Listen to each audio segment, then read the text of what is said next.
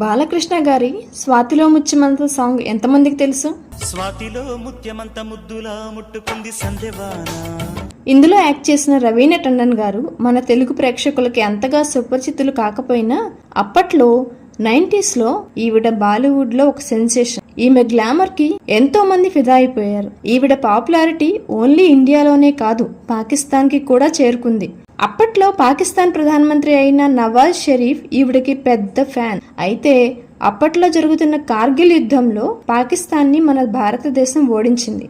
అదే సమయంలో పాకిస్తాన్ ప్రధానమంత్రికి రవీనా టండన్ గారు ఫేవరెట్ హీరోయిన్ అని తెలుసుకున్న మన భారత సైనికులు కొంచెం కొంటెతనం ఉపయోగించి ఒక పెద్ద గ్రీన్ కలర్ బాంబు మీద లవ్ సింబల్లో రవీనా టండన్ నుంచి నవాజ్ షరీఫ్ కి అని ఒక సింబల్ వేసి ప్రధానమంత్రి వైపుగా ఈ బాంబుని వదలడం జరిగింది.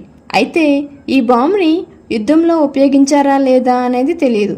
ఈ సంఘటన మీద అప్పట్లో రవీనా టండన్ గారు ఇలా స్పందించారు: వీలు ఉన్నంత వరకు స్నేహభావంతోనే శాంతియుతంగానే మనం అందరం ఉండాలి.